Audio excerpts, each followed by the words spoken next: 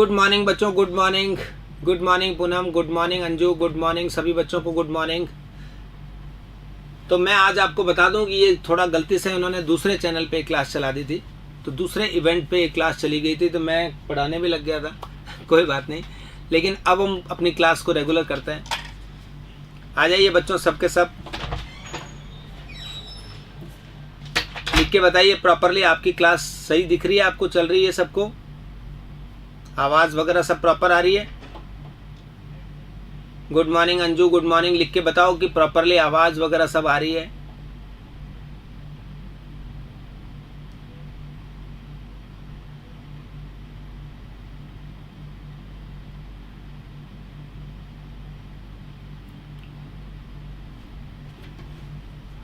जल्दी से बताइए बच्चों, ताकि अपन क्लास शुरू करें। आज का टॉपिक है, हमारे दो टॉपिक लेने की कोशिश करूंगा मैं, कार्बन एंड इट्स कंपाउंड और एक है फ्यूल, ईंधन। उन दोनों टॉपिक को, ओके पूनम, ठीक है। तो यहाँ पर देखिए, कार्बन एंड कंपाउंड ये ऑर्गेनिक केमिस्ट्री का टॉपिक है, और इसमें जो भी चीज़ पढ़ाई जाएगी बस आपको उतना ही प्रिपेयर करके जाना रीड के लिए, ठीक है। बस आप अपना कोर्स मोस्ट प्रोबेबली ट्यूसडे या वेडनेसडे तक कंप्लीट हो जाएगा, तो बहुत अच्छे से प्रिपेयर करिए। सारे कोर्स पूरे हो गए हैं, अब क्वेश्चंस की प्रैक्टिस करेंगे अपन यूट्यूब पे भी, तो बस प्रैक्टिस में आपको पार्टिसिपेट करना है और आपको 100% मार्क्स आ जाएंगे साइंस में, कोई डाउट नहीं है। मैथ्स का कोर्स भी बहुत जल्दी नेक्स्ट वीक में ही कंप्लीट हो जाएगा, तो बस अब आपको प्रॉपरली जो पढ़ाया है ये फेथ करके आपको टीचर्स पे बस उतनी प्रिपरेशन करनी है। तो यहाँ देखिए बच्चों, कार्बन एंड इट्स कंपाउंड, और रीड में तो देखिए साइंस में इतना ज़्यादा पढ़ने का या पढ़ाने का नहीं है, लेकिन अभी इसके बाद जो सेकंड ग्रेड, फर्स्ट ग्रेड वो आएंगे, और थर्ड ग्रेड वाला जो पेपर आएगा उसके लिए साइंस में आपको एक लाइन भी कहीं से नहीं देखनी पड़ेगी, और सब कुछ यहाँ बहुत प्रॉपरली कराया जाएगा। तो यहाँ देखिए बच्चों, कार्बन एंड इट्स कंपाउंड। तो कार्बन एक ऐसा एलिमेंट है पीरियोडिक टेबल का जो ऑर्गेनिक केमिस्ट्री के बहुत सारे ऑर्गेनिक कंपाउंड्स को फॉर्म करता है। तो कार्बनिक रसायन यानी ऑर्गेनिक केमिस्ट्री, तो ऑर्गेनिक केमिस्ट्री होती क्या है? ये बेसिकली क्या होता है? हाइड्रोकार्बन एवं उनके व्युत्पन्नों का अध्ययन है। Study of hydrocarbon and their derivatives. Hydrocarbons और उनके डेरिवेटिव्स की स्टडी जो है वो यहां पर होती है, ये हमें पढ़ना पड़ेगा। तो मैं कह रहा हूँ कल और परसों की क्लास जो यूट्यूब पे नहीं गई थी उनको भी प्लीज़ आप देख लीजिए। पूनम, अंजू, शिव, तुमने सब बच्चों वो क्लास देख ली होगी, नहीं देखी है तो उसको कंप्लीट कर लीजिए भाई, कंप्लीट नोट्स बना लीजिए, ताकि 100% चीज़ें आपको एग्ज़ाम में याद रहे जो कराई गई है, बस आएगा उसी में से, इतना सा ध्यान रखना है आपको। तो यहाँ पर कार्बन एंड इट्स कंपाउंड में हम स्टार्ट करते हैं। कार्बन आवर्त सारणी में संख्या 6 पर स्थित है, ठीक है, परमाणु क्रमांक 6 है, द्रव्यमान संख्या 12 है, तो C6 ऐसे है। तो इसमें प्रोटॉन, इलेक्ट्रॉन और न्यूट्रॉन सब के सब 6 है, लेकिन अगर ये आइसोटॉप लेते हैं तो इसमें न्यूट्रॉन का नंबर क्या हो जाएगा? 8 हो जाएगा। 14 में से 6 सब्ट्रैक्ट करेंगे तो ये 8 आंसर हो जाएगा। कार्बन की टेट्रावैलेंसी होती है, टेट्रावैलेंट है, चतुसंयोजी होता है। इसमें एक और प्रॉपर्टी होती है श्रृंखलन, श्रृंखलन को इंग्लिश में बोलते हैं कैटिनेशन। तो मैं दोनों बातें अब आपको बताता हूं। कैटिनेशन का मतलब क्या होता है? सेल्फ लिंकिंग प्रॉपर्टी है ये, सेल्फ लिंकिंग प्रॉपर्टी है। कार्बन कार्बन का आपस में बॉन्ड बनाने का जो तरीका है उसको अपन श्रृंखलन बोलते हैं। सारी डिटेल बताऊंगा, पहले अपन बात करते हैं कार्बन की चतुसंयोजकता की। तो हम बात करते हैं कार्बन की चतुसंयोजकता, जो टेट्रावैलेंसी होती है, 4 तरीके से पूरी की जा सकती है। बाय सिंगल बॉन्ड, चारों सिंगल बॉन्ड हो ऐसे, और जरूरी नहीं है H के साथ ही बॉन्ड बनाए, कार्बन कार्बन के साथ भी बॉन्ड बना सकता है इस तरह से, ऐसे। तो ये कार्बन की चतुसंयोजकता है। यहाँ पर 2 H लग जाएंगे, यहाँ 3 H लग जाएंगे, यहाँ 3 लगेंगे, यहाँ पर भी 3, यहाँ पर 2 और यहाँ पर 3। समझ में आया किस बेस पे लगाए हैं? कार्बन की वैलेंसी 4 है, अगर एक कार्बन एक तरफ से जुड़ा हुआ है तो 3 हाइड्रोजन लग जाएंगे। एक कार्बन 2 तरफ से कार्बन से जुड़ा हुआ है तो बचे हुए 2 हाइड्रोजन, मतलब टोटल वैलेंसी 4 कंप्लीट करनी होती है। तो सिंगल बॉन्ड से आप चारों से कार्बन की वैलेंसी पूरी कर सकते हो। दूसरा तरीका होता है एक डबल बॉन्ड और 2 सिंगल बॉन्ड हो। तो इस कार्बन की देखिए 2 सिंगल बॉन्ड H के साथ बनाया, मान लो इधर कार्बन है तो उससे बॉन्ड बना दिया, तो इस तरह से भी कार्बन की चतुसंयोजकता क्या हो सकती है, कंप्लीट हो सकती है। थर्ड देखिए, 2 डबल बॉन्ड से भी कार्बन की टेट्रावैलेंसी को आप कंप्लीट कर सकते हो। और इसी तरीके से लास्ट है 1 triple bond plus 1 single bond, इससे भी हो सकता है C ट्रिपल बॉन्ड CH और देखिए H। तो इस कार्बन की टेट्रावैलेंसी एक ट्रिपल बॉन्ड और एक सिंगल बॉन्ड से भी पूरा हो सकती है। तो कोई पूछे कैसे कैसे आप कार्बन की टेट्रावैलेंसी को प्रूव करोगे, तो ऐसे होता है। लेकिन कार्बन का मूल अवस्था जो होती है, देखिए कार्बन की जो ग्राउंड स्टेट है, मूल अवस्था जिसे अपन बोलते हैं ग्राउंड स्टेट, तो ये ऐसे होती है। हीलियम 1s2 हो गया, मतलब ये 2s2 और यहाँ 2p में 3 इलेक्ट्रॉन्स होते हैं या 2 होते हैं, 2 इलेक्ट्रॉन्स होते हैं। 3 आने चाहिए थे तीनों में एक एक, लेकिन कितना होता है 2p। तो 1s2 2s2 2p2। तो यहाँ देखिए अनपेयर्ड इलेक्ट्रॉन 2 है, तो कार्बन की वैलेंसी तो 2 ही होनी चाहिए थी। लेकिन ये प्रूव किया जा चुका था कि carbon is tetravalent. That's why carbon की कौन सी अवस्था होती है, उत्तेजित अवस्था होती है, उत्तेजित एक्साइटेड स्टेट, इसको इंग्लिश में बोलेंगे एक्साइटेड स्टेट ES। तो इसमें क्या होगा बच्चों, ये तो हीलियम का तो 1s2 वैसे ही रहेगा, 2s का एक इलेक्ट्रॉन 2p के वैकेंट ऑर्बिटल में चला जाएगा, जिससे कि कार्बन के पास अनपेयर्ड इलेक्ट्रॉन्स कितने हो जाएंगे, 4 हो जाएंगे। और इसकी चतुसंयोजकता यानी टेट्रावैलेंसी को हम क्या कर पाएंगे, प्रूव कर पाएंगे। राइट। तो इस तरह से एक्साइटेड स्टेट में कार्बन की चतुसंयोजकता होती है, टेट्रावैलेंसी प्रूव होती है। राइट। तो ये बात हो गई बच्चों। यहाँ देखिए कार्बन की चतुसंयोजकता के बारे में हमने थोड़ा बताया। उसके बाद देखिए बच्चों, यहां पर एक चीज और, एक पेज और ले लेता हूं। कैटिनेशन। कैटिनेशन का मतलब होता है श्रृंखलन। ये क्या होता है श्रृंखलन, और किस बात पर निर्भर करता है श्रृंखलन?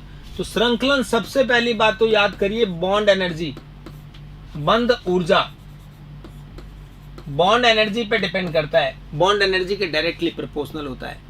तो आप बात करें फोर्थ ग्रुप में, 14th ग्रुप की बात करें तो कार्बन में, सिलिकॉन में, जर्मेनियम में, और देखिए SN और लेड, इस तरह से हम बात करते हैं। ये कैटिनेशन का या बंध ऊर्जा का क्रम होता है, क्योंकि बंध ऊर्जा के मामले में क्या होता है, साइज के इनवर्सली प्रोपोर्शनल होती है। तो हम कहेंगे कार्बन कार्बन की बंध ऊर्जा, सिलिकॉन सिलिकॉन की बंध ऊर्जा, जर्मेनियम जर्मेनियम की बंध ऊर्जा से अधिक होती है। ये कॉन्सेप्ट होता है। तो bond energy carbon carbon bond की ज्यादा है, तो कार्बन की श्रृंखलन की यानी कैटिनेशन की प्रॉपर्टी भी ज्यादा होगी। कैटिनेशन मैंने आपको बताया, इसको इंग्लिश में बोलते हैं सेल्फ लिंकिंग प्रॉपर्टी। ये क्या चीज है, सेल्फ लिंकिंग प्रॉपर्टी है, एक दूसरे के साथ जुड़ने की, कार्बन की कार्बन के साथ। जैसे एग्जांपल में क्या आ सकता है सेल्फ लिंकिंग में, ऐसे कार्बन कार्बन कार्बन इस तरह से जुड़ता है, single bond, double bond, triple bond सब है। तो ये कार्बन की अपने के साथ दूसरे कार्बन के साथ जुड़ने की जो प्रवृत्ति है, उसको अपन क्या बोलते हैं बच्चों, सेल्फ लिंकिंग टेंडेंसी बोलते हैं। और ये बंध ऊर्जा पर डिपेंड करती है, याद रखना है आपको। राइट। तो बंध ऊर्जा जिसकी ज्यादा होगी, उसकी श्रृंखलन की प्रवृत्ति भी क्या होगी, ज्यादा होगी। तो कैटिनेशन आपको समझ में आ गया।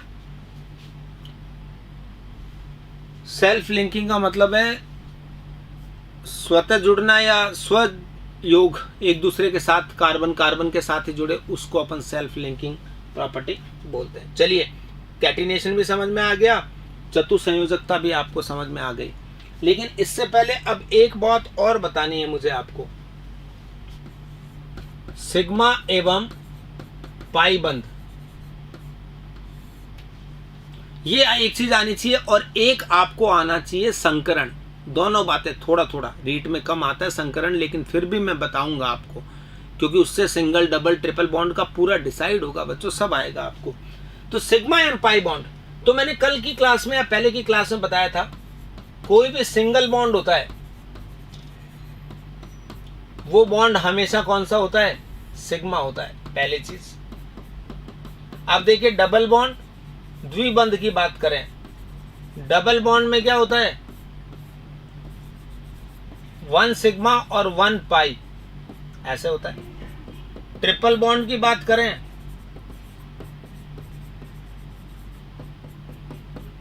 तो इसमें क्या होगा? 1 सिग्मा और कितने? 2 पाई। इसका मतलब हमें क्या समझ में आया? क्या समझे इस बात से? इससे ये समझे बच्चों कि कोई भी बॉन्ड हो, चाहे सिंगल, डबल, ट्रिपल, सिग्मा एक ही होता है, और पाई बॉन्ड जो होते हैं बाकी बचे हुए बॉन्ड होते हैं। समझ में आ गया? उपसहसंयोजी बंध को अकेला है तो सिग्मा ही लेंगे अपन, ठीक है ना? तो सिंगल बॉन्ड या अपन क्या कहें, उपसहसंयोजी बंध को अकेला है तो उपसहसंयोजी बंध जो होता है, मतलब कोऑर्डिनेट बॉन्ड, एरो वाला बॉन्ड जो होता है, ये हम क्या बात करेंगे? सिग्मा बॉन्ड ही कंसीडर करेंगे उसे। और इसमें हम बहुत क्लियर पढ़ के रखते हैं कि सिग्मा बॉन्ड जो होता है वो किससे? पाई बॉन्ड की कंपैरिजन में क्या होता है? स्ट्रेंथ वाइज मजबूत होता है। ठीक, सिग्मा बॉन्ड पाई बॉन्ड से क्या होता है? स्ट्रांग होता है। ठीक, तो बच्चों आप देखिए आप, लेकिन अगर आपसे ये पूछा जाएगा कि कार्बन कार्बन बॉन्ड है, कार्बन डबल बॉन्ड कार्बन है और कार्बन ट्रिपल बॉन्ड कार्बन है, तो इसकी स्ट्रेंथ का ऑर्डर कौन बताएगा? कौन सा बॉन्ड सबसे स्ट्रांग होता है? बताइए देखें। तो आपने तो कहा था सिग्मा बॉन्ड ज्यादा स्ट्रांग होता है, लेकिन सिग्मा तो सब में है ना भाई। इसमें एक सिग्मा है, इसमें सिग्मा के साथ पाई है, उसमें पाई है, उसमें सिग्मा के साथ 2 पाई है, तो पाई बॉन्ड वीक होते हैं, लेकिन सिग्मा के साथ आ रहे हैं तो स्ट्रेंथ बढ़ाएंगे, तो बॉन्ड स्ट्रेंथ ऐसे होती है। और बंध लंबाई की बात करेंगे अपन तो इसकी बंध लंबाई होती है 1.54 एंगस्ट्रॉम, इसकी होती है 1.34 एंगस्ट्रॉम, और ये 1.20 या 21 एंगस्ट्रॉम। ये बंध लंबाई का क्रम ये होता है, बंध ऊर्जा या बंध सामर्थ्य का क्रम ऊपर वाला होता है, ये ध्यान रखना है। तो सिग्मा और पाई बॉन्ड की बात करें तो इस तरह से कोई क्वेश्चन पूछा जाता है, ये कितने सिग्मा और कितने पाई बंध है, कोई पूछेगा, जल्दी से बताइए कितने सिग्मा बंध और कितने पाई बंध है, ये आपको बताना है। बोलिए देखें। तो यहां पर देखिए अभी काम पूरा नहीं हुआ है, इसमें आपको क्या ऐड करना पड़ेगा? इसको जब आंसर निकालोगे तो आप पहले इसको एज इट इज लिख दीजिए। देखो ये 6 कार्बन की चेन है, एज इट इज मैंने लिख दी। अब इस पे एक तरफ जुड़ा हुआ है तो 3 साइड क्या जुड़ेंगे? H। ये आपको लगाने पड़ेंगे, नहीं लगाओगे तो फिर नहीं हो पाएगा। बच्चा क्या होता है, इन्हीं को गिन लेता है, गलत हो जाता है। कार्बन की वैलेंसी 4 होती है तो 3 लगा दिए। ये 2 तरफ से जुड़ा हुआ है तो 2 हाइड्रोजन आएंगे, 3 तरफ से जुड़ा हुआ है 1 हाइड्रोजन आएंगे, यहाँ पर भी 1 हाइड्रोजन आएगा। 4 वैलेंसी पूरी होनी चाहिए। डबल बॉन्ड है तो 2 ही सिग्मा सिंगल आएंगे, ट्रिपल है तो 1 बस इसमें पूरी हो गई, इसकी वैलेंसी ऐसे हो गई। अब हम काउंट करेंगे सिग्मा बॉन्ड। हर एक बॉन्ड में 1 सिग्मा होता है। अंजू तुमने वही गलती की है जो मैं तुम्हें बता रहा था। इधर देखो बच्चे, पहले H लगाने पड़ेंगे ना, कंप्लीट वैलेंसी तो करनी पड़ेगी ना। तो अब गिनिए 1 2 3 4 5 6 और 7, ये 8 9 10 11 12 और 13। अच्छे से गिन लीजिए वापस। 1 2 3 4 5 6 7 8 9 10 11 12 13। हर एक बॉन्ड में 1 सिग्मा होता है। पूनम ने शायद आंसर सही दिया है, उसने कहा है कि 13 सिग्मा है। बिल्कुल। अब पाई बॉन्ड कितने हैं? तो पाई बॉन्ड देखिए बच्चों, दूसरे इंक से बताता हूं। एक डबल बॉन्ड में होते हैं और एक ट्रिपल बॉन्ड में 2 पाई होते हैं। तो बिल्कुल सही आंसर है 3 पाई बॉन्ड है और 13 क्या है? सिग्मा बॉन्ड है। इस तरह से अपन परफेक्ट आंसर दे सकते हैं। पूनम बिल्कुल सही आंसर दिया। अंजू आप समझ गई ना बात को? तो इस तरीके से बच्चों ये पूरा काम आपको करना है। ऐसा एक क्वेश्चन और पूछ लेता हूं जिससे कि मुझे लगेगा कि अब आपको आ गया परफेक्टली। सेकंड क्वेश्चन देखो,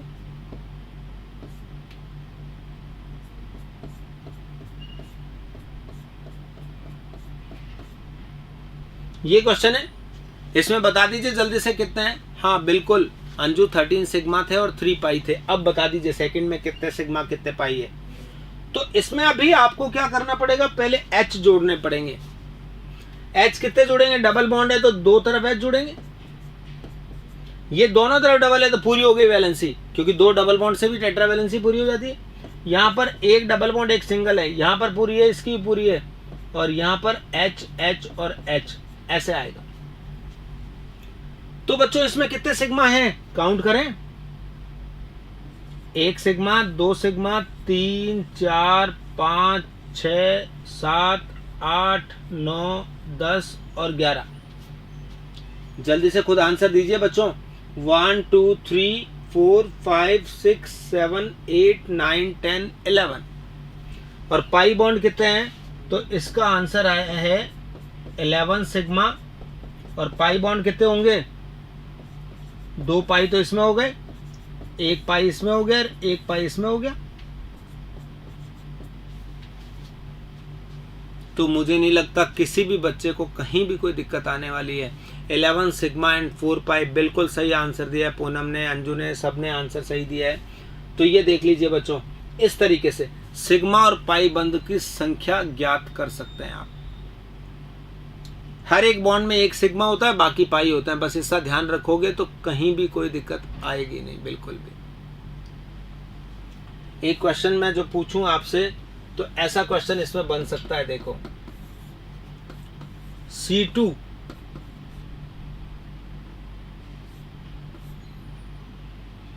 CN4 में सिग्मा एवं पाई बंध का अनुपात, ये क्वेश्चन पूछा है बच्चों। C2 CN4 देखिए कैसे बनाएंगे इसके अंदर। हाँ बिल्कुल सही है, 11 सिग्मा 4 पाई बिल्कुल सही था। इसमें C2 CN4 कैसे बनेगा, 2 कार्बन है तो दोनों कार्बन को ऐसे पास पास बॉन्ड बनाना पड़ेगा। C2H6 होता है तो 2 कार्बन में H बराबर बांट देते हैं। C2H4 होता है तो दोनों कार्बन में 4 हाइड्रोजन 2-2 बांट देते हैं। ऐसे देखिए 4 CN है तो 2 CN इसको दे देंगे, 2 इसको। तो देखिए ऐसे जुड़ता है। और CN क्या होता है, ट्रिपल बॉन्ड होता है साइनाइड। इस तरह से बनेगा बच्चों, इस तरह से 2 CN यहां पर आ जाएंगे, इसको और इसको ऐसे, और यहां पर क्या जुड़ेगा, एक सिग्मा बॉन्ड बनेगा, ये डबल बॉन्ड बनेगा। कार्बन की वैलेंसी पूरा हो गया। इसमें हाइड्रोजन नहीं लगाना होता है, क्यों, हाइड्रोजन दिया हुआ नहीं है इसमें। तो अब इसमें कितने सिग्मा और कितने पाई है, रेशियो कितना होगा ये बताना है। तो ये मेरे ख्याल से तो किसी बच्चे के लिए मुश्किल नहीं है। देखिए 1 2 3 4 5 6 7 8 9 सिग्मा है, और पाई देखिए 2 + 2 + 2 + 2 8 और 1 1 9। तो इसमें बच्चों 9 सिग्मा है और 9 ही पाई है। तो सिग्मा और पाई का जो रेशियो है वो क्या आएगा, 1:1 आता है। ऐसे क्वेश्चन बहुत बार पूछे जाते हैं। C2 CN4 में कितने हैं, C2 CN6 होता तो इसमें एक और CN लगा देते, इधर एक इधर, तो ये बॉन्ड सिंगल हो जाता। तो सारी बातें आपको ढंग से सीख लेनी है और आंसर कर देने हैं। बिल्कुल 1:1 आंसर है। तो सिग्मा और पाई पहचानना आपको आ गया। अब एक चीज और सीखनी है बस, वो है संकरण।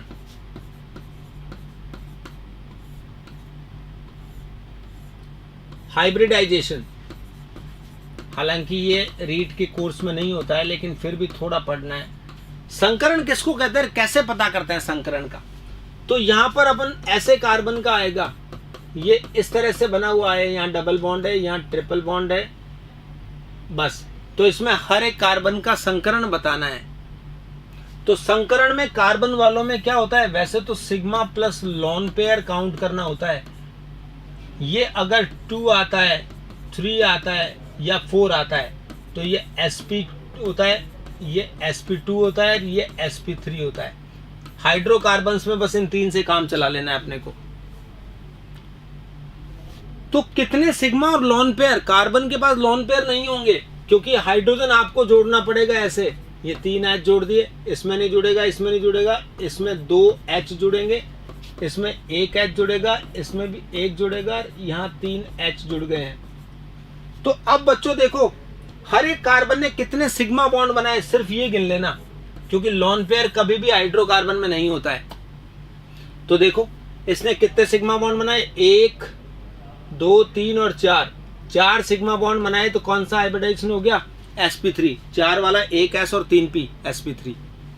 ऐसे देखो इस कार्बन ने एक इधर सिग्मा बनाया, एक इधर सिग्मा, 2 तो पाई है ना, सिग्मा काउंट करना है खाली, तो 1 और 1 2 सिग्मा बनाया तो ये sp। इसने भी 1 और 1 2 सिग्मा बनाया तो ये भी कौन सा हो गया, sp।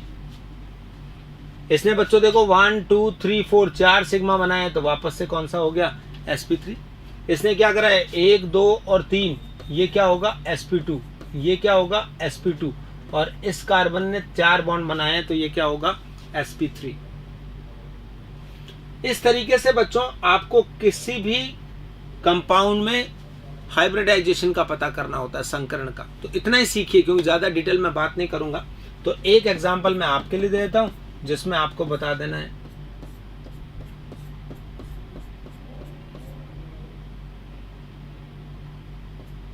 ये तो अब आपको इन कार्बन का हाइब्रिडाइजेशन बताना है।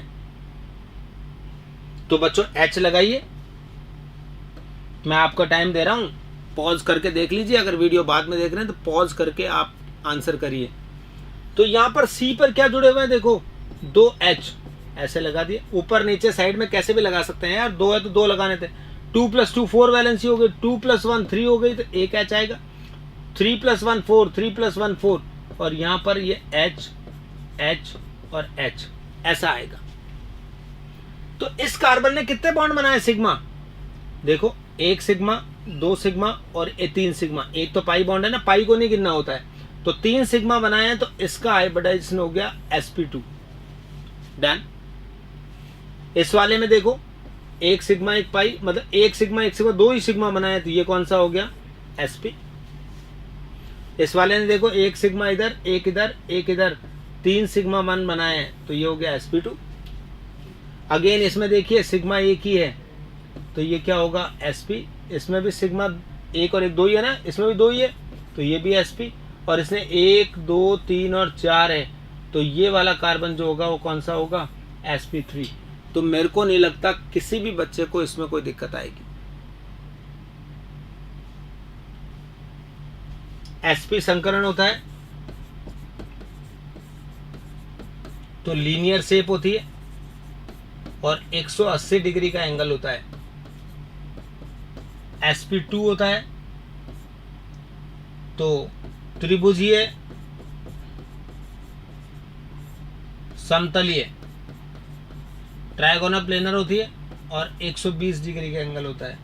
और sp3 होती है तो चतुष्फलकीय टेट्राहीड्रल और बॉन्ड एंगल होता है 109 डिग्री 28 मिनट। ऐसे तीनों शेप में बता देता हूं आपको।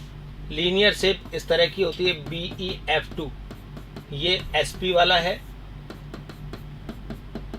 BF3 का बता दूं मैं आपको, तो ये समतल त्रिभुजीय है यानी sp2 वाला है। और चतुष्फलकीय में मैं मीथेन लेकर समझा देता हूं, ये होती है चतुष्फलकीय ज्यामिति जिसमें sp3 हाइब्रिडाइजेशन होता है। संकरण के बारे में इतना ही पढ़ना है, ठीक है। बिल्कुल ये आपको संकरण और सिग्मा पाई बॉन्ड के बारे में बताया। नेक्स्ट आते हैं, चलो वो दोनों टॉपिक खत्म हो गए। जो चीज आएगी मैं आपको पूरा ढंग से बता रहा हूं। बिल्कुल अंजू आपने सही सही आंसर दिए हैं। कार्बनिक यौगिक, कार्बन एवं कार्बन के साथ अन्य तत्वों से मिलकर बने यौगिक कार्बनिक यौगिक।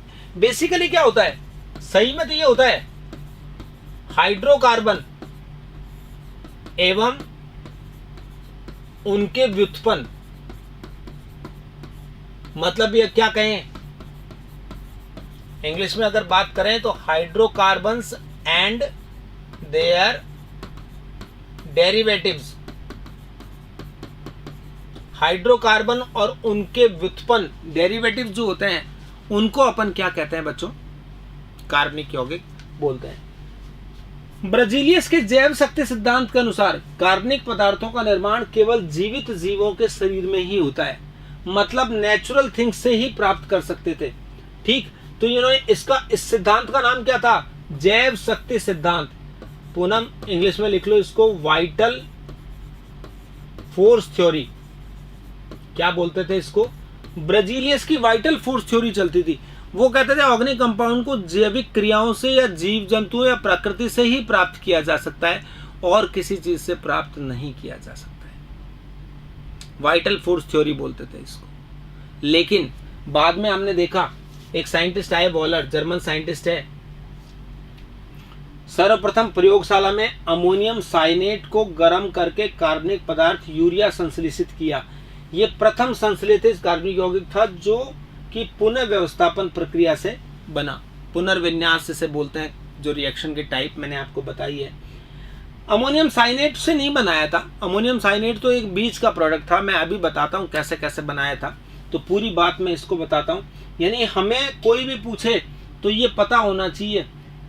वर्तमान में कार्बनिक यौगिक हजारों की संख्या में पाए जाते हैं। इतने संख्या में कार्बनिक यौगिक मुख्य दो कारण हैं, ये कार्बन की चतुसंयोजकता और उसका क्या, श्रृंखलन का गुण। ये रीजन है जिसकी वजह से बहुत सारी चीजें ऐसी पाई जाती है। लेकिन इससे पहले मैं आपको बता दूं, तो आपको मैं बता दूं यूरिया, जिसका फॉर्मूला होता है NH2CONH2, ये क्या है, प्रथम कार्बनिक यौगिक है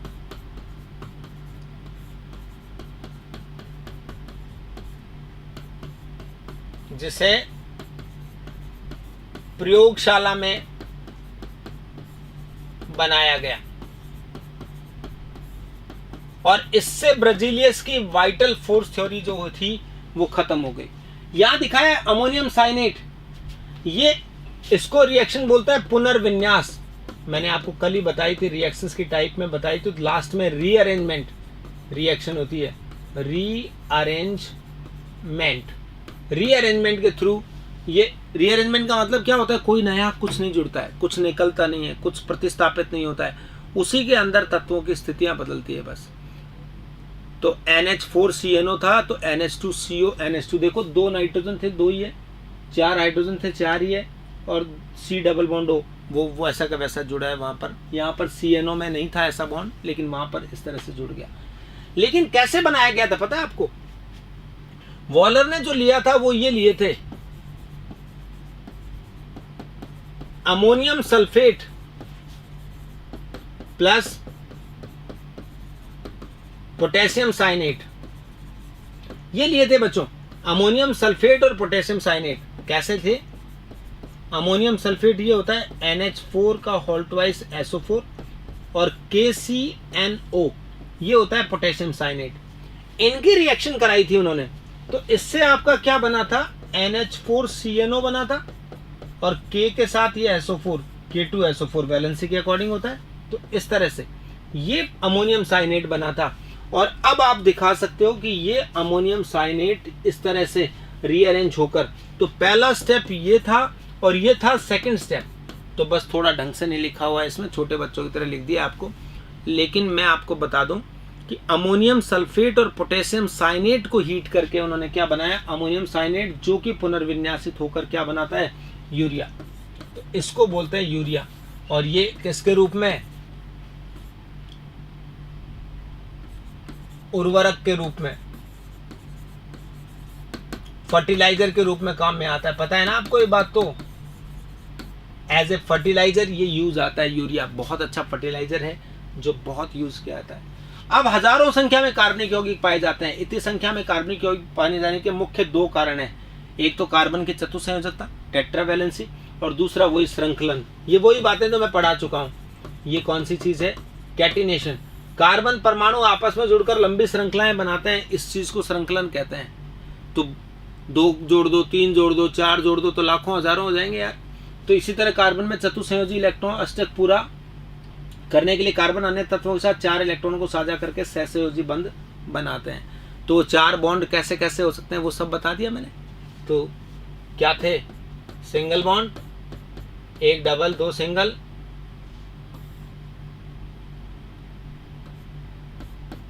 2 डबल, या फिर ऐसे।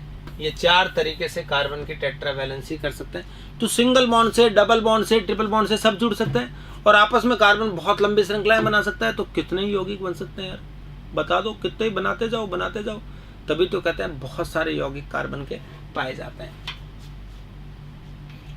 खुली श्रृंखला वाले कार्बनिक यौगिक, अपन कार्बनिक यौगिकों को दो तरह से बांटते हैं, एक ओपन चेन वाले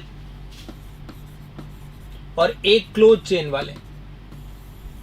ओपन चेन वालों में क्या क्या बात करेंगे, कार्बनिक यौगिकों में बात करेंगे तो कुछ हाइड्रोकार्बन्स की बात करते हैं।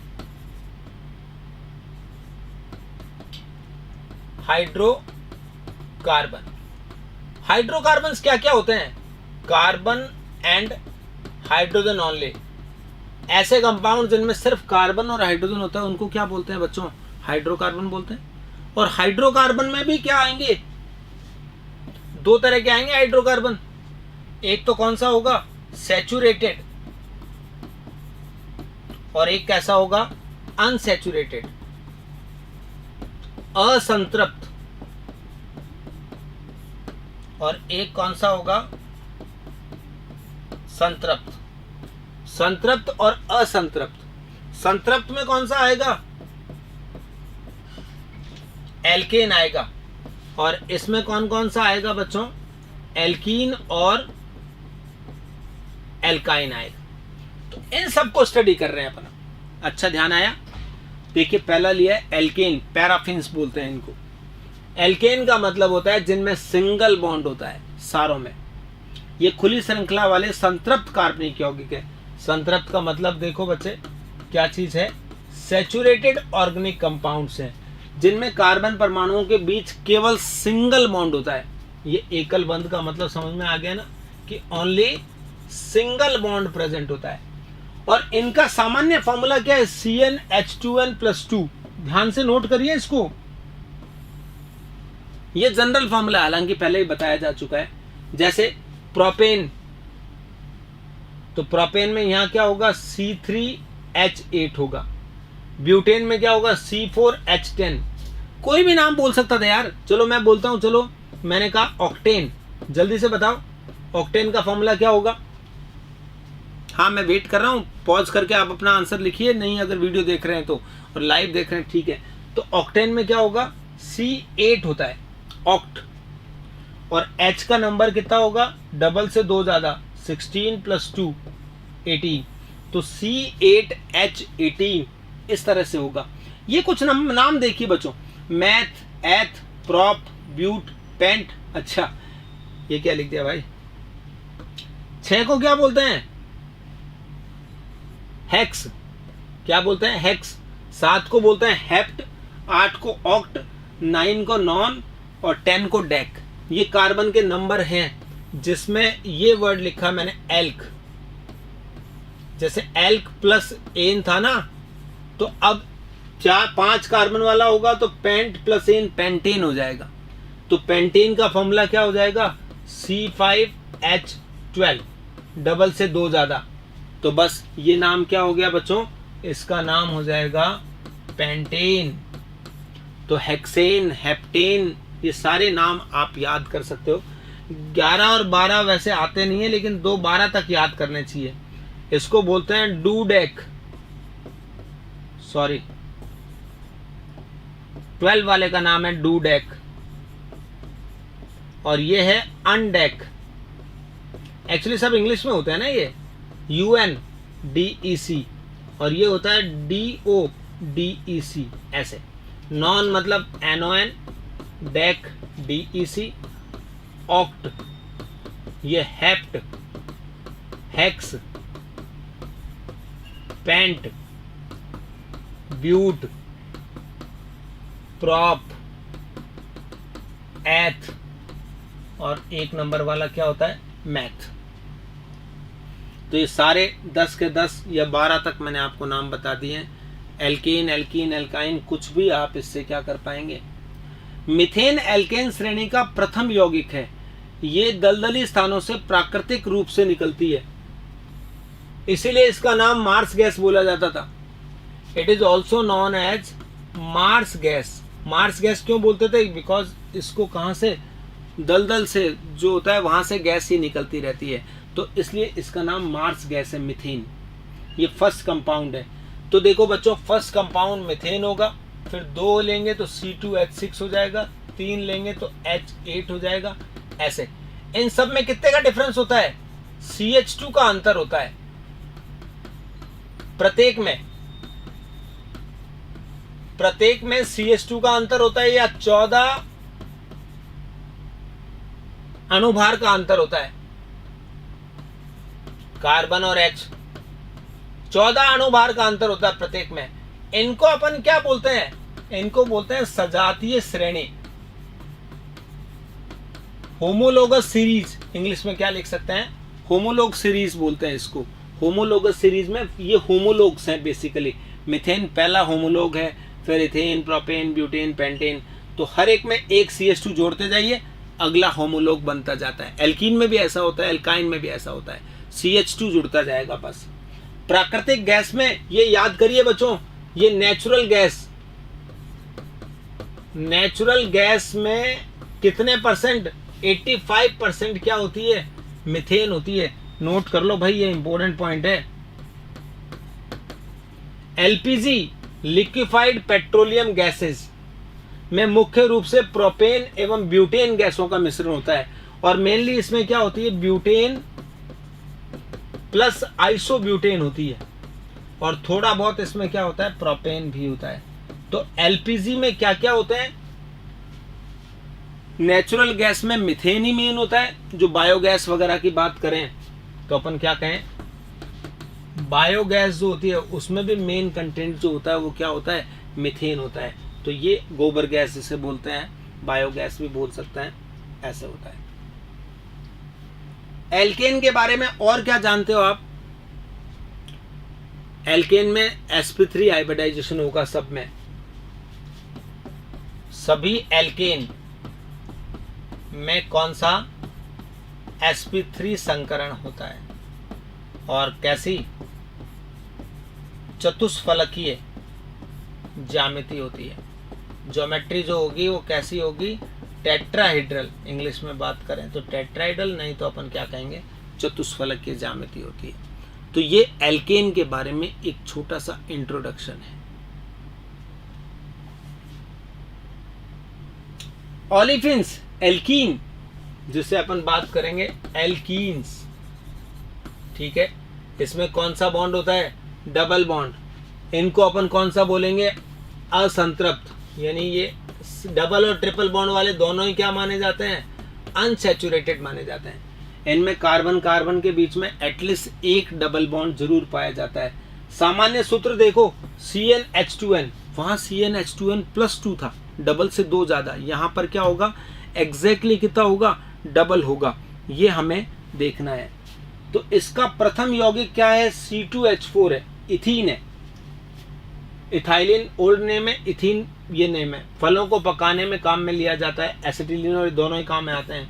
तो C2H4, C3H6, C4H8, C5H10, double करते जाना है बस। इसमें एक कार्बन वाला नहीं हो सकता है, क्योंकि एक कार्बन होगा तो H ही आ सकता है, डबल बॉन्ड कहां से आएगा? तो डबल और ट्रिपल बॉन्ड होने के लिए एटलीस्ट 2 कार्बन की रिक्वायरमेंट होती है। तो ये भी कौन सी श्रेणी है? ये एल्कीन की सजातीय श्रेणी है। यानी क्या बताया मैंने? होमोलोगस सीरीज है ये। इसमें भी क्या होता है? सब में, प्रत्येक में बता दो। होमोलोगस सीरीज में क्या होता है? प्रत्येक में एक CH2 समूह, यानी 14 अणुभार का अंतर है। देख लो, C2 में एक जोड़ा कार्बन और 2 H जोड़ दिए। हर एक में CH2 का डिफरेंस हुआ, चाहे एल्केन हो, चाहे एल्कीन हो, चाहे एल्काइन हो। बस फॉर्मूला आपको प्रॉपरली आना चाहिए। तो एल्कीन डबल बॉन्ड वाले होते हैं। जैसे C3H6 है तो इस तरह का एग्जाम्पल होगा, डबल बॉन्ड है, सॉरी। तो ये डबल बॉन्ड ऐसे। तो यहां देखिए C3 और क्या आ गया? H6।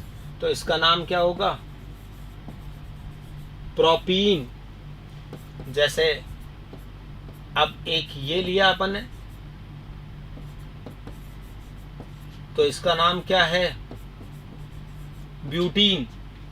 अब मैं एक डिफरेंस बताना चाह रहा हूं। अब ये भी 4 कार्बन वाला एल्कीन है, तो इसका नाम भी क्या होगा? ब्यूटीन। तो इनको कैसे डिफरेंशिएट करेंगे भाई? इस ब्यूटीन को इस ब्यूटीन से कैसे अलग करेंगे? तो IUPAC में देखो डबल बॉन्ड एक नंबर पर, 1 2 3 4 कार्बन के चेयर हो गए, ब्यूटीन तो हो गया। एक नंबर पे डबल बॉन्ड है, इसको बोलेंगे 1 ब्यूटीन। और इसमें देखो 1 2 3 4 दो नंबर पे डबल बॉन्ड है, जिसको बोलेंगे 2 ब्यूटीन। याद रखना 1 ब्यूटीन और 2 ब्यूटीन, डबल बॉन्ड की पोजीशन के बेस पे इनके नाम नंबर देने होते हैं। तीसरे नंबर पे आता है बच्चों एल्काइंस। फॉर्मूला भी आपको लिख दिया होगा, जनरल फॉर्मूला होता है CnH2n-2। देखो एल्केन में डबल से 2 ज्यादा, एल्कीन में एग्जैक्टली डबल हाइड्रोजन होते हैं और एल्काइन में डबल से 2 कम हाइड्रोजन होते हैं। तो प्रोपाइन C3H4, एसिटिलीन अथवा इथाइन C2H2, ये हो गया इथाइन। तो यहाँ पर C2H2 पहला मेंबर है, फिर C3H4 हो गया, फिर C4H6 हो गया, ऐसे चलता रहेगा। तो इसमें भी किसका अंतर है? CH2 का अंतर है। तो प्रथम सदस्य इसमें इथाइन या एसिटिलीन है। ऑक्सी एसिटिलीन ज्वाला वेल्डिंग वगैरह में काम में आती है, तो आपको ये भी याद रखना है। ट्रिपल बॉन्ड पाया जाता है जिसमें कार्बन परमाणुओं के बीच में ट्रिपल। तो मान लो अगर C3H4 का कोई फॉर्मूला लिखना हो तो 3 कार्बन ऐसे लिख दीजिए और किसी 2 कार्बन के बीच में ट्रिपल बॉन्ड लगा दीजिए। तो H लगाएंगे, एक H, इस पे कुछ नहीं लगेगा, एक H पे, तो ये C3H4 एग्जाम्पल हो गया। और इसका नाम होगा प्रोप और YNE प्रोपाइन। ये इधर ट्रिपल होता तो भी 1 होता, यहाँ होता तो भी 1 होता, तो 1 प्रोपाइन लिखने की जरूरत नहीं है, प्रोपाइन इसका नाम हो गया। तो ये है बच्चों एल्काइन। ये भी अनसैचुरेटेड होता है, देखो ये लिखा हुआ है अनसैचुरेटेड। जिनमें डबल और ट्रिपल बॉन्ड होते हैं उनको अनसैचुरेटेड बोलते हैं, बाकी सिंगल बॉन्ड वालों को अपन क्या बोलते हैं? सैचुरेटेड बोलते हैं। बंद श्रृंखला वाले कार्बनिक यौगिक, ये कौन सी चेन है? Closed chain. इन कार्बनिक यौगिकों में कार्बन श्रृंखला के सिरे के परमाणु आपस में जुड़कर वलय संरचना रिंग बनाते हैं। एक रिंग का फॉर्मेशन, मतलब क्लोज चेन वाले ऐसे होंगे। यदि वलय में कार्बन और हाइड्रोजन परमाणुओं के अलावा अन्य तत्व भी हो तो उन्हें कौन सा बोलते हैं? विषम चक्रीय। तो देखो सिर्फ कार्बन कार्बन होंगे, देखो देखिए बेंजीन बनाया ऐसे, ये 6 के 6 कार्बन है सिर्फ, मतलब इस तरह का है इसमें, देखो ऐसे सिर्फ कार्बन है और बाहर तो H है ऐसे, लेकिन मेनली रिंग में जो कार्बन से कार्बन ही जुड़ा हुआ है, 3 डबल बॉन्ड है, तो ये क्या नाम हो गया? बेंजीन। तो इसको कौन सा बोलते हैं? ये कैसा होता है?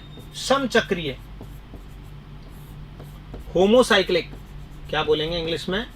होमोसाइक्लिक, यानी ओनली कार्बन इन रिंग, सिर्फ कार्बन होंगे रिंग में तो होमोसाइक्लिक बोलता है। और अगर कार्बन के अलावा ये NOS ये भी होते हैं तो इसको बोलते हैं विषम चक्रीय। तो इनका इंग्लिश नाम है हेट्रोसाइक्लिक। ऐसे रेयर होता है, देखो ये एक कार्बन, ये सब कार्बन है, देखो कार्बन कार्बन कार्बन कार्बन का, ये नाइट्रोजन है, तो इसका नाम है पिरिडीन। अगर इसका फॉर्मूला पूछे कोई तो C5H5N, ये पिरिडीन है। ये फ्यूरान है, ये थायोफिन है। और एक और बता दूं मैं आपको, देखो ऐसा यहाँ NH होता है तो इसका नाम होता है पायरोल। तो पायरोल एसो थायोफिन ऐसे।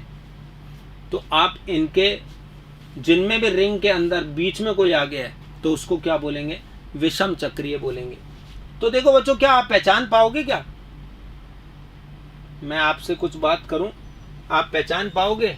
एग्जाम्पल देखो, क्या पहचानना है कि समचक्रीय या विषम चक्रीय, इन दोनों में से आपको बात करनी है, कौन सा है पहचानना है हमें। तो पहला ऑप्शन दिया मैंने ऐसे,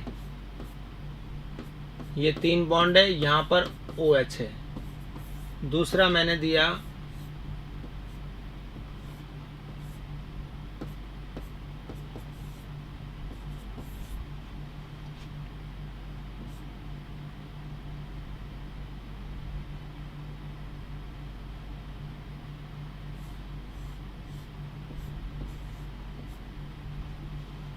ऐसे। तो इनमें कौन सा समचक्रीय है, कौन सा विषम चक्रीय है?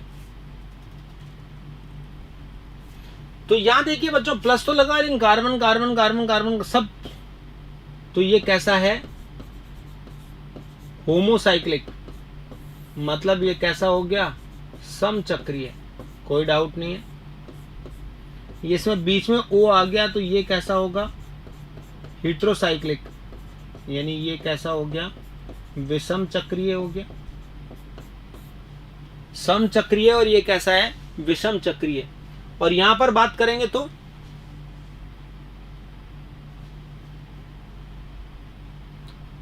पहला होमोसाइक्लिक, फिर होमोसाइक्लिक, तीसरा हेटेरोसाइक्लिक।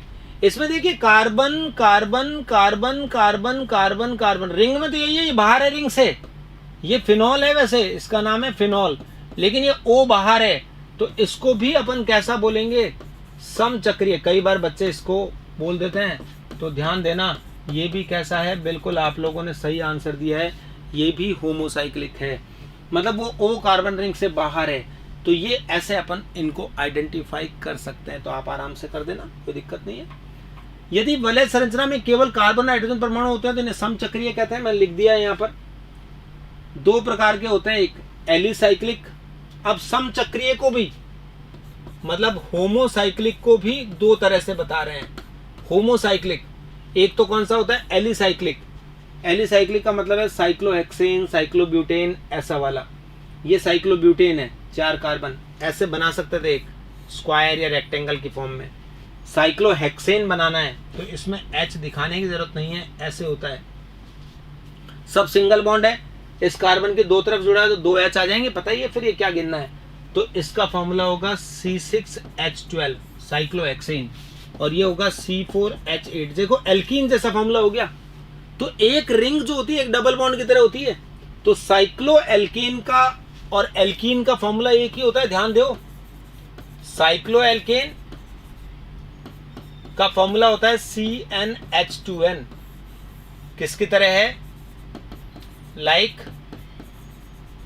एल्कीन। साइक्लो एल्केन जो है वो एल्कीन की तरह का फॉर्मूला होता है, क्योंकि एक रिंग जो होती है एक डबल बॉन्ड का काम करती है। ऐसे आ गया, तो इसको एलिसाइक्लिक बोलते हैं। सिर्फ कार्बन कार्बन ही है, सिंगल बॉन्ड है, ऐसे। एक दूसरा नाम जो है एरोमेटिक, ये बहुत इंपॉर्टेंट है यार। कैसा वर्ड बोला नाम? एरोमेटिक।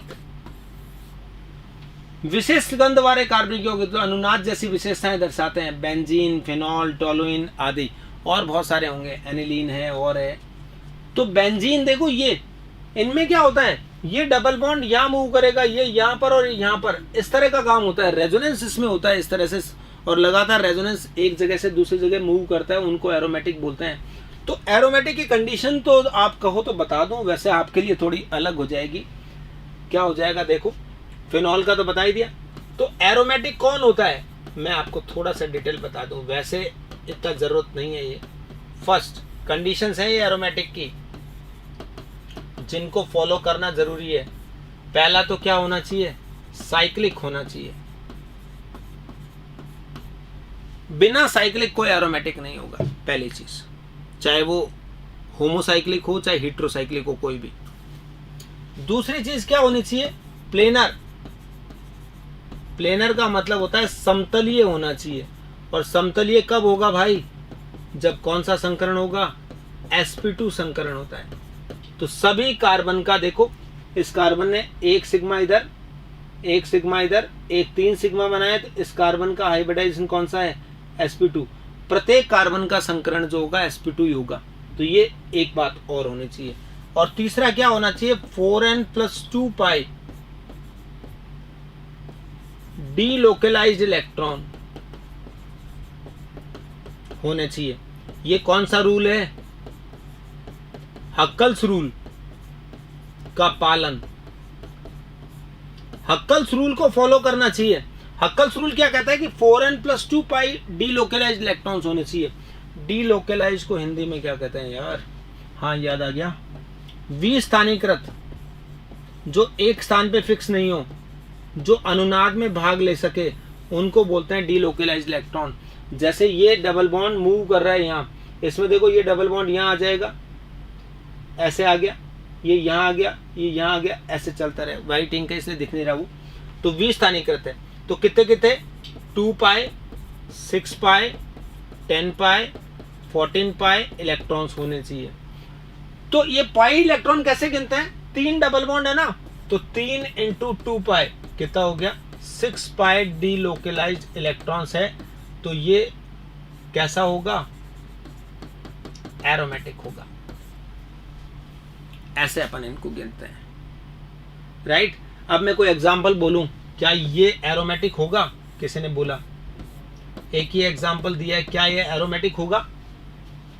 तो यहां देखिए 2 डबल बॉन्ड अल्टरनेट पोजीशन पे, रेजोनेंस तो हो जाएगा, ये यहां आएगा तो ये यहां मूव करेगा या इधर चला जाएगा आगे, रेजोनेंस तो है इसमें, लेकिन रेजोनेंस है, लेकिन 2 और 2, एक डबल बॉन्ड में 2 पाई होता है, तो ये कितने पाई हो गए, 4 पाई डी लोकलाइज इलेक्ट्रॉन्स हैं। तो 4 पाई से नहीं चलेगा ना, या तो 2 होना चाहिए, 6 होना चाहिए। तो ये क्या होगा,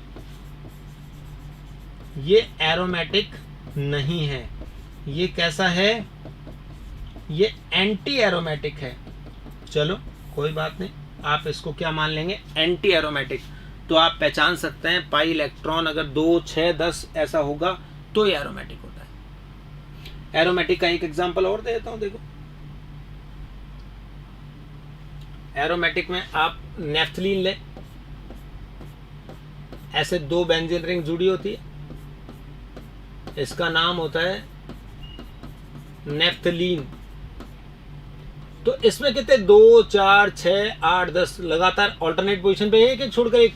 तो इसमें कितने हैं, 10 पाई डी लोकलाइज इलेक्ट्रॉन्स हैं। तो 10 पाई है तो हक्कल रूल का फॉलो कर रहा है, तो ये भी कैसा होता है बच्चों, एरोमेटिक होता है। तो आप आराम से ऐसे एरोमेटिक, नॉन एरोमेटिक सब बातें बता सकते हो, कोई दिक्कत है नहीं, लेकिन इतना डिटेल नहीं आती है आपके। अब हम बात करें कार्बन के बारे में और थोड़ी सी, तो कार्बन के अपर रूप की बात करें। कार्बन के अपर रूप कौन कौन से होते हैं, तो 3 अपर रूप होते हैं कार्बन के। नहीं, वैसे तो क्रिस्टलीय और अक्रिस्टलीय 2 ही होते हैं, लेकिन क्रिस्टलीय में 3 बात करते हैं अपन। कार्बन के विभिन्न रूप जिनके रासायनिक गुणों में समानता किंतु भौतिक गुणों में अंतर होता है, कार्बन के क्या कहलाते हैं, अपर रूप। अपर रूप को इंग्लिश में क्या कहते हैं, एलोट्रॉप्स, एलोट्रॉप्स ऑफ कार्बन। तो क्या खास बात होती है एलोट्रॉप्स की, पहली चीज फिजिकल प्रॉपर्टीज क्या होती है, डिफरेंट होती है, लेकिन केमिकल प्रॉपर्टीज जो होती है वो क्या होती है, सेम होती है। फिजिकल प्रॉपर्टी डिफरेंट होती है, लेकिन केमिकल प्रॉपर्टी जो होती है बच्चों सेम होती है। इस चीज को अपन बोलते हैं एलोट्रॉप। कार्बन के 2 तरह के अपर रूप होते हैं, एक तो क्रिस्टलाइन और एक नॉन क्रिस्टलाइन। क्रिस्टलीय रूप में कौन कौन से आएंगे, ग्रेफाइट, देखो इनको पढ़ना है, ये बकमिनिस्टर फुलरेन, और एक हीरा, डायमंड। ये 3 अपर रूप कार्बन के हमें क्रिस्टलीय में पढ़ने होंगे। हीरा कार्बन का क्रिस्टलीय रूप है, क्रिस्टलाइन फॉर्म है डायमंड। इसमें आपको संकरण लिख देता हूं, याद कर लेना भाई, sp3 संकरण होता है। पारदर्शक और रंगहीन होता है, किंतु अशुद्धियों की उपस्थिति के कारण विभिन्न रंगों का भी हो सकता है। ठीक है, कांच को आसानी से काट देता है, एब्रेसिव के रूप में काम में आता है, एवं पूर्ण आंतरिक परावर्तन के कारण हीरा चमकता है। ठीक है, ताप और विद्युत का कुचालक होता है। संकरण कौन सा होता है, sp3, ये याद रख लेना, हीरे में sp3 संकरण होता है। और क्या होती है, जटिल त्रिविम संरचना होती है इसकी, इसी वजह से बहुत हार्ड होता है। और वेरी हाई क्या होता है इसका, मेल्टिंग पॉइंट। मेल्टिंग पॉइंट मतलब गलनांक भी क्या होता है, बहुत उच्च होता है। तो ये डायमंड है बच्चों। तो इसमें कार्बन, एक कार्बन 4 कार्बन से, फिर एक कार्बन और 4 से, फिर एक 4 से, ऐसे जुड़ता जुड़ता बहुत ही मुश्किल स्ट्रक्चर बनता है। तो ये हीरा होता है। ठीक है, दूसरा है ग्रेफाइट। इसमें भी मैं आपको लिख दूं, इसमें संकरण कौन सा होता है, sp2 संकरण होता है। और इसकी परतीय संरचना होती है, लेयर स्ट्रक्चर होता है। कार्बन का एक अपर रूप है, जालक सतह के रूप में होती है, परतीय रूप से होती है, विद्युत का सुचालक होता है। यह बहुत इंपॉर्टेंट बात है क्योंकि इसमें एक मुक्त इलेक्ट्रॉन पाया जाता है। मैं आपको बताऊं, ग्रेफाइट का उपयोग पेंसिल बनाने में किया जाता है। ग्रेफाइट चूर्ण का उपयोग मशीनों में शुष्क स्नेहक के रूप में भी किया जाता है। ग्रेफाइट लुब्रिकेंट के रूप में काम आएगा। और ग्रेफाइट क्या होगा, पेंसिल वगैरह बनाने में काम आएगा। विद्युत का सुचालक है, मतलब गुड कंडक्टर ऑफ इलेक्ट्रिसिटी। ये गुड कंडक्टर है इलेक्ट्रिसिटी का। कैसे होता है, देखो एक लेयर स्ट्रक्चर होता है ऐसे। ये ग्रेफाइट का इस तरह का स्ट्रक्चर बनेगा बच्चों, देखो ऐसे लेयर बनेगी। इसमें एक लेयर की बात करी है मैंने, ये सिर्फ ऐसे। यहां पर दूसरी लेयर होती है सेम ऐसे ही।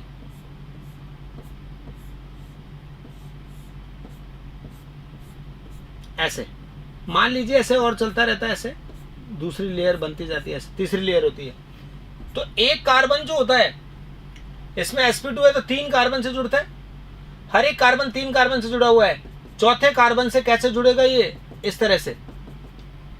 तो ये कौन सा बॉन्ड होता है, वीक वांडरवाल बॉन्ड होता है। और ये बंध लंबाई जो होती है ये भी ज्यादा होती है, 3.42 एंगस्ट्रॉम होती है।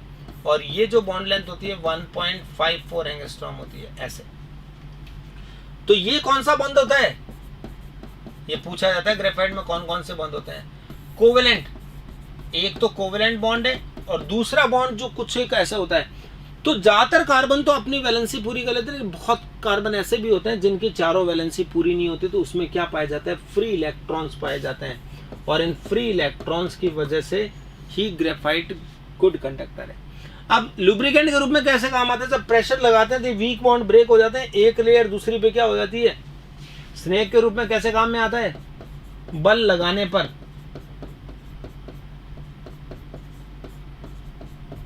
एक परत दूसरी परत पर फिसल जाती है, स्लिप हो जाती है। कैसे स्लिप हो जाएगी, कारण क्या होगा, दुर्बल वांडर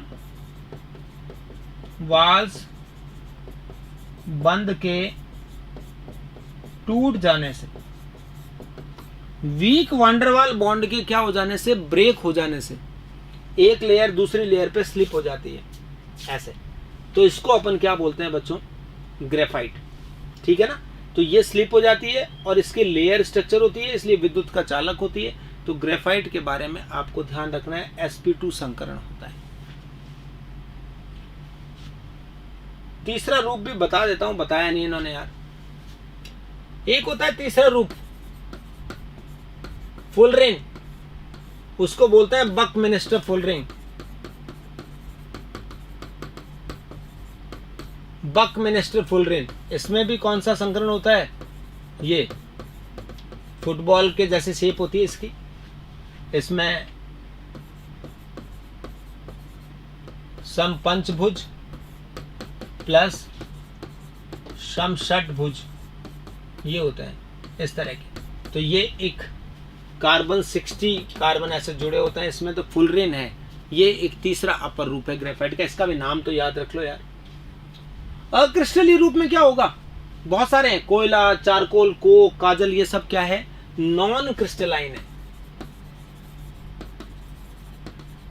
नॉन क्रिस्टलाइन फॉर्म है। कोयला देखिए कार्बन की यौगिकों का मुक्त मिश्रण होता है, ऊर्जा का अनवीकरणीय स्रोत होता है। कार्बन की मात्रा के आधार पर कोयला 4 प्रकार से बांटा जाता है, देखो, बिटुमिनी, एंथ्रासाइट, ये 4 टाइप जो इन्होंने बोली है ना, इसको कम से कम ऐसे अलग लेना पड़ेगा यार। ये फर्स्ट है, ये सेकंड है, और ये थर्ड है, और ये फोर्थ है। ध्यान से सुनो, बिटुमिनी कोयला होता है, एक एंथ्रासाइट होता है, एक लिग्नाइट होता है, एक पिट कोयला होता है। सामान्य किस्म का कोयला है, उच्च कोटि का कोयला है एंथ्रासाइट, भूरा कोयला होता है लिग्नाइट, और सबसे निम्न स्तर का कोयला होता है पीट। ठीक है ना।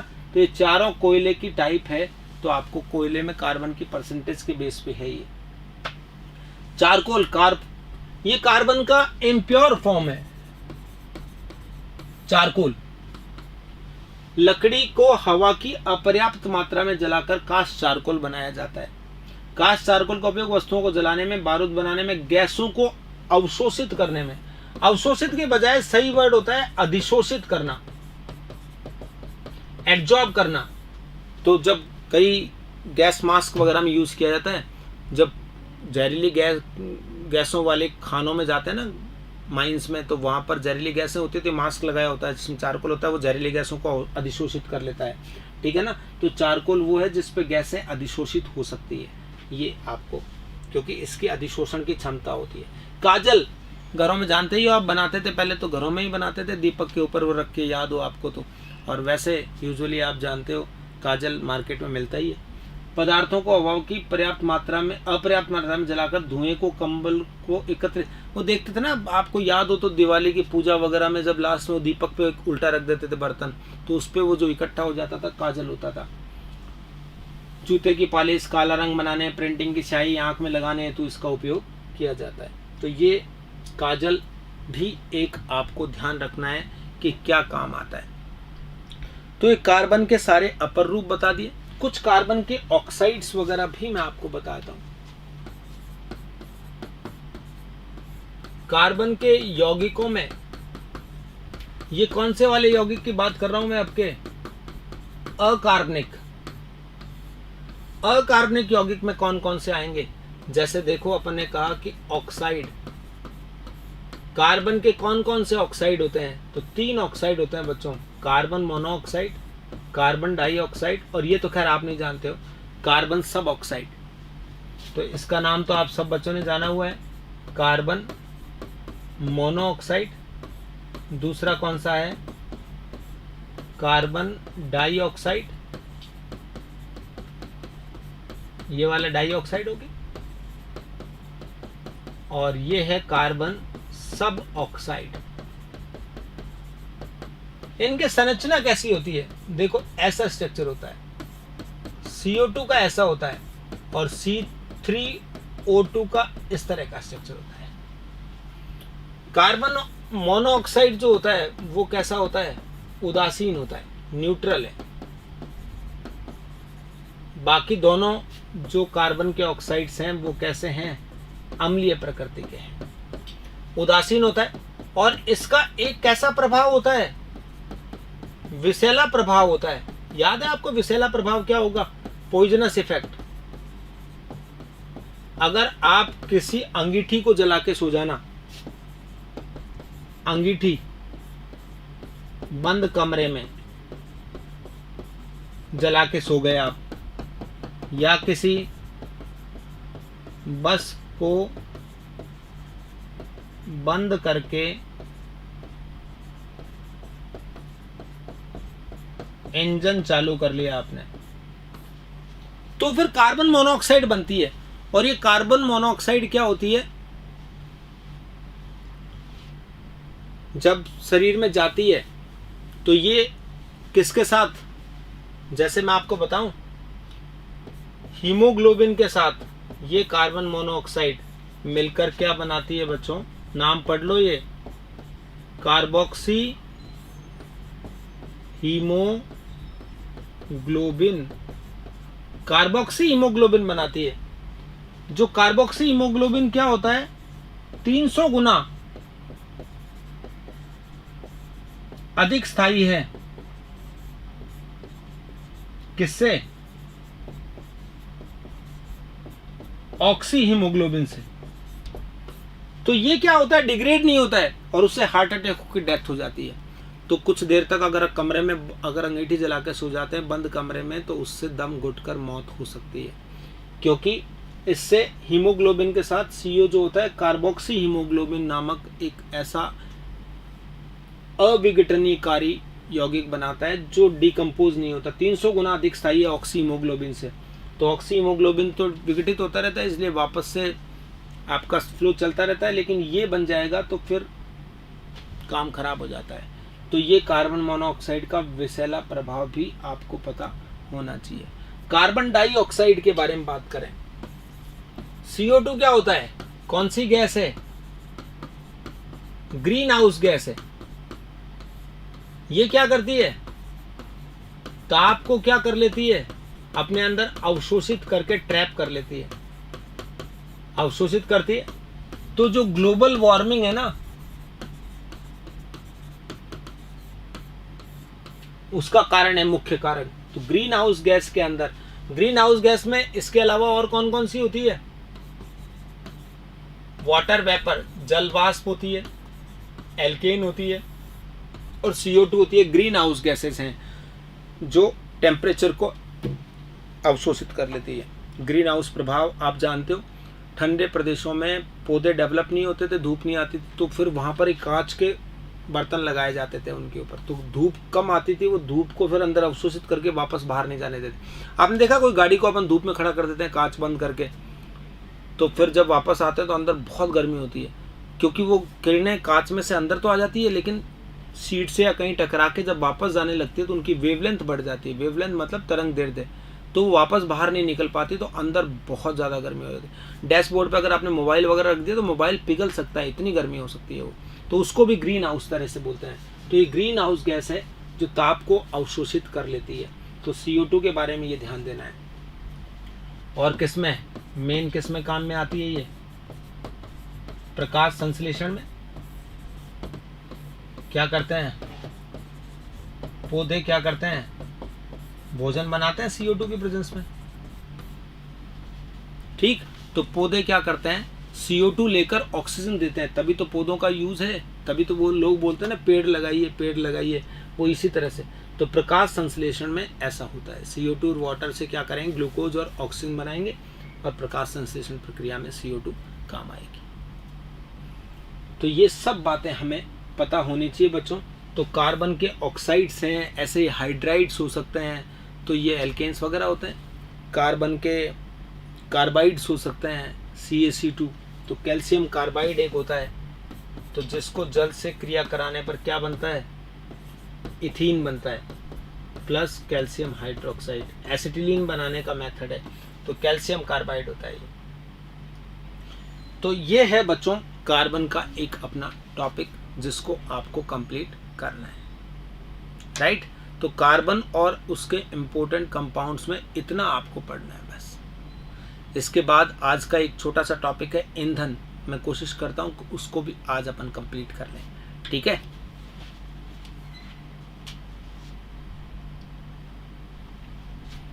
ये कर देते हैं बंद। ईंधन में कुछ नहीं है, बिल्कुल छोटा सा टॉपिक है। तो देखो, अणु परमाणु हो गया, आवर्त सारणी हो गया, अम्ल क्षार हो गया, दैनिक जीवन में रसायन, रासायनिक अभिक्रिया समीकरण, कार्बन उसके यौगिक, बहुलक, सीमेंट सब हो चुके हैं ये। इसमें सिर्फ ईंधन और यौगिक मिश्रण बचे हैं, तो ये ईंधन आज ले लेते हैं, यौगिक तथा मिश्रण नेक्स्ट क्लास में लेंगे। मंडे ट्यूसडे वेडनेसडे 3 दिन अपन क्लास लेंगे तो हो जाएगी बस। संडे को अभी क्लास अपन नहीं ले रहे हैं क्योंकि नेट वगैरह भी कम चल रहा है, अभी थोड़ा मुझे भी काम है। तो मंडे ट्यूसडे और वेडनेसडे 3 दिन में अपना कोर्स कंप्लीट हो जाएगा। ईंधन नाम से ही पता लग रहा है, क्या नाम दें इसका, क्या होता है ये, फ्यूल। ईंधन क्या होता है, बस ये स्लाइड्स में 10 मिनट का टॉपिक है, उसको आप अच्छे से देख लो। ईंधन क्या होता है, वे सभी पदार्थ जो जलने पर अत्यधिक मात्रा में ऊष्मा उत्पन्न करते हैं ईंधन कहलाते हैं। कंबशन कराना, ईंधन क्या होता है, कोई भी फ्यूल होता है उसको आप ऑक्सीजन की प्रेजेंस में जलाओगे तो उससे क्या डेवलप होगी, हीट, ऊष्मा उत्पन्न होगी, और उस ऊष्मा को आप भोजन बनाने में या किसी भी काम में प्रयोग ले सकते हैं। तो इनको अपन बोलते हैं फ्यूल, जो एनर्जी देते हैं, ऊष्मा देते हैं, ठीक है। अच्छे ईंधन के गुण क्या क्या है, अधिक ऊष्मा प्रदान करे, ज्यादा ऊष्मा, इसको अपन एक केमिस्ट्री की लैंग्वेज में बोलते हैं हाई कैलोरीफिक वैल्यू। मतलब क्या हो, उच्च कैलोरी मान। अब कोई बच्चा बोलेगा कैलोरी मान होता क्या है, प्रति ग्राम दी गई ऊष्मा, 1 ग्राम से कितनी ऊष्मा निकलती है उसको कैलोरीफिक वैल्यू बोलते हैं। जितनी ज्यादा होती है उतना ही ज्यादा, तो अधिक ऊष्मा प्रदान करे, सीधा मतलब ये हुआ। जलने पर धुआं, गैस और राख कम उत्पन्न करे, कम से कम धुआं दे, राख भी कम बनाए, गैस भी कम।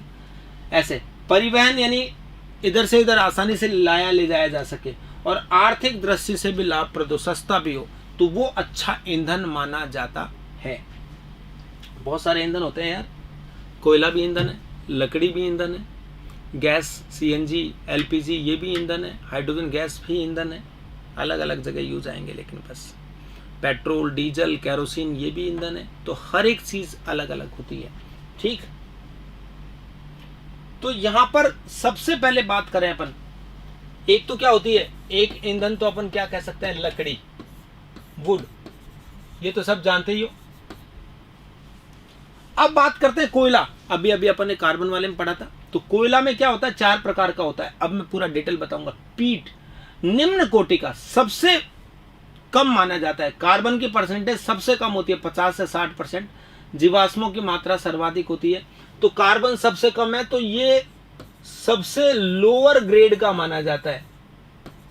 सबसे पीट कोयला जो होता है सबसे लोअर ग्रेड का माना जाता है, कार्बन का परसेंटेज कम है।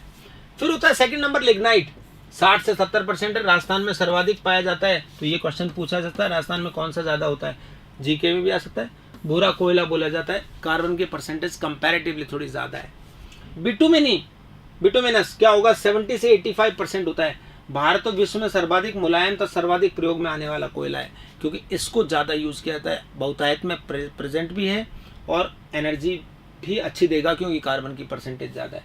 एंथ्रासाइट, कार्बन सबसे उच्च कोटि का कोयला है, सर्वोत्तम, लेकिन महंगा होता है थोड़ा और कम पाया जाता है, इसलिए इसको अपन उतना यूज नहीं कर सकते। तो ये चारों कोयले के अंदर कार्बन की परसेंटेज आपको याद करनी है, ठीक है। तो कोयला हो गया, लकड़ी से बनता है। कास्ट कोयला, कोक, चारकोल का उपयोग भी ईंधन के रूप में करते हैं। कास्ट कोयला लकड़ी को सीमित वायु की उपस्थिति में जलाने पर बनता है। कोक कोयले के भंजक आसवन से बनता है। ड्राई डिस्टिलेशन से प्राप्त होता है, क्या बोलते हैं, ड्राई, इससे जीवाश्म ईंधन कहते हैं कोक। इसका उपयोग बड़ी भट्टियों में करते हैं। चारकोल लकड़ी तथा कार्बनिक यौगिकों को वायु की अनुपस्थिति में गर्म करने पर प्राप्त होता है, ठीक। इसका उपयोग गैसों के अवशोषण तथा द्रवों को अशुद्धियों को दूर करने में किया जाता है। ये छोटी छोटी बातें पढ़ लेना यार। हाइड्रोजन को भविष्य का ईंधन कहते हैं। मीथेन गैस को हरित ईंधन कहते हैं। नाम देखो, ग्रीन फ्यूल, भविष्य का ईंधन कौन है, हाइड्रोजन। अभी हाइड्रोजन को डोमेस्टिकली क्यों यूज नहीं किया जाता है, क्योंकि हाइड्रोजन का दहन जो है वो विस्फोटक है, तो उससे क्या हो सकता है, जो खाना बनाते हैं उनको नुकसान हो सकता है। खाना तो बन जाएगा लेकिन खाना, इसलिए इसको रॉकेट में और उनमें यूज करते हैं। ऑक्सीजन, रॉकेट के ईंधन को प्रणोदक कहते हैं। इसमें द्रव हाइड्रोजन और द्रव अमोनिया अल्कोहल का उपयोग करते हैं। हवाई जहाज में ईंधन के रूप में पावर अल्कोहल का उपयोग करते हैं, जिसमें बेंजीन, पेट्रोल और इथाइल अल्कोहल होता है। पावर अल्कोहल क्या होता है, देखो ये सब पढ़ना है भाई। पेट्रोल और इथेनॉल, इथाइल अल्कोहल, इनका मिश्रण, और बेंजीन थोड़ा बहुत, इन सब के मिश्रण को पावर अल्कोहल बोलते हैं, ठीक। वेल्डिंग में ऑक्सीजन व एसिटिलीन, O2 और ये C2H2, इनको मिलाकर वेल्डिंग में काम में आया जाता है। हाइड्रोजन ज्वाला का उपयोग भी करते हैं। और हाइड्रोजन ऑक्सीजन ये कौन से सेल में, फ्यूल सेल में प्रयोग होता है। तो अपोलो मिशन यान जो भेजा गया था उसमें हाइड्रोजन ऑक्सीजन सेल यूज किया गया था। तो ये कुछ ईंधन के बारे में और बातें भी नोट करनी है। गैसीय ईंधन कम समय में अधिक ऊष्मा देता है और शीघ्रता से जलता है। तो गैसों में कौन कौन सा होगा, एलपीजी, द्रवित पेट्रोलियम गैसेस। मुख्य घटक है ब्यूटेन, प्रोपेन, और ब्यूटेन के साथ साथ कुछ मात्रा में क्या होता है, आइसोब्यूटेन भी होता है। प्रोपेन तो बहुत कम होता है, प्रोपेन है, ये क्या लिख दिया यार, प्रोपेन। एलपीजी में रिसाव पहचान, हाँ आप जानते हो, देखो गैस की स्मेल आती है, आप क्या सोचते हो ब्यूटेन या आइसोब्यूटेन या प्रोपेन की है वो स्मेल, नहीं। जब भी गैस लीक करती है तो वो एक खराब सी स्मेल आती है, वो होती है इथाइल मरकैप्टन की। तो यहाँ पे देखो इथाइल मरकैप्टन या थायोइथेन मिलाया जाता है, इसी के कारण एलपीजी की विशिष्ट गंध होती है। समझ में आ गया। एलपीजी रसोई गैस के रूप में भी आता है, जिसे खाना पकाने वाली गैस, कुकिंग गैस भी कहते हैं। तो कौन कौन होता है ये ध्यान रखना है। और इसमें क्या मिलाया जाता है, इथाइल मरकैप्टन, ये स्मेल पहचानने के लिए होता है। इसको आपको द्रवित पेट्रोलियम गैस क्यों बोलते हैं, क्योंकि इस गैस को अत्यधिक दाब पर भरा जाता है, जिससे यह द्रवित हो जाती है। गैस के ऊपर प्रेशर लगाओगे तो लिक्विड फॉर्म में आती है। टेम्परेचर कम करने और प्रेशर बढ़ाने से लिक्विड, उसको हिला के देखना सिलेंडर को भी ऐसा लगेगा जैसे कि उसमें थोड़ा थोड़ा पानी सा हो। जैसे ही नॉब खोलते हैं तो प्रेशर रिलीज कम हो जाता है, तो बाहर आती है तो वापस से गैस में बदल जाती है। तो ऐसा होता है, कुकिंग गैस है। और देखिए सीएनजी, कंप्रेस्ड नेचुरल गैस, इसमें मेनली क्या होता है, मीथेन प्राकृतिक गैस है। सीएनजी का सर्वोत्तम प्रकार का ईंधन है। ये गैस प्राकृतिक रूप से निर्मित पेट्रोलियम कुएं से निकलती है। वाहनों में ईंधन के रूप में आजकल आप देखते हो ग्रीन कलर के ऑटो वगैरह होते हैं, उसमें एलपीजी ये सीएनजी भरी जाती है। गोबर गैस या बायोगैस, इसका मेन भी कौन है, मीथेन है। इसका मेन कंटेंट भी पौधों के अपशिष्ट से या जीवों के अपशिष्ट से ये इन सब चीजों को बनाया जाता है। इसमें भी मेन कंटेंट जो है वो कौन है, मीथेन है। अच्छा, मीथेन है 75%, कार्बन डाइऑक्साइड है और 10% सारा कुछ लिख दिया है। गोबर गैस ऊर्जा का नवीकरणीय स्रोत है। कोल गैस होती है एक, CO plus H2 plus N2 plus carbon monoxide, hydrogen और मीथेन विस्फोटक तैयार करना में। ये देखो बच्चों, अब दो नाम ये पक्का याद करके जाना है, वेरी इंपॉर्टेंट है। भाप अंगार गैस, जल गैस, वाटर गैस बोलते हैं। CO प्लस H2 का मिश्रण होता है। और एक होता है वायु अंगार गैस या प्रोड्यूसर गैस बोलते हैं। इसमें होते हैं CO plus N2। Carbon monoxide और नाइट्रोजन तो प्रोड्यूसर गैस है, और कार्बन मोनोऑक्साइड प्लस हाइड्रोजन का मिश्रण होता है भाप अंगार। इसको मिथाइल अल्कोहल अमोनिया गैस के उत्पादन में, तो इन गैसों को एक और नाम होता है संश्लेषित गैस,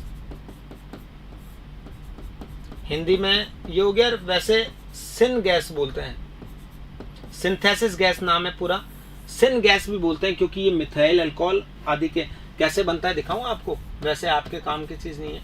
ये होता है, इसमें H2 होता है, एक उत्प्रेरक यूज किया जाता है कोबाल्ट के, और हाई टेम्परेचर यूज किया जाता है, तो इससे मिथेनॉल बनता है। मिथेनॉल और बहुत सारे ऑर्गेनिक कंपाउंड के संश्लेषण में ये काम आती है, इसलिए इसको बोलते हैं बच्चों भाप अंगार गैस, ठीक। और यह संश्लेषित गैस। धातुओं के निष्कर्षण और कांच के उत्पादन में प्रयोग करते हैं। और देखिए, यदि गैस जलने पर तीव्र ताप उत्पन्न करती है, तो भाप अंगार, वायु अंगार, इन गैसेस की क्वालिटी पहचानिए। तो फिर देखो अब बच्चों, कैलोरी मान किस हिसाब से होगा, कैलोरी मान मतलब कैलोरीफिक वैल्यू, मैंने कहा था ना ये ज्यादा होनी चाहिए। ये क्या होता है, प्रति ग्राम ईंधन द्वारा मुक्त ऊष्मा, जितनी ज्यादा देगा ईंधन वो ही होती है। तो सबसे कम किसकी होती है कैलोरीफिक वैल्यू, लकड़ी की। लकड़ी के बाद किसकी होती है, कोयले की। और कोयले में भी टाइप है यार, सारी बता दिया मैंने आपको।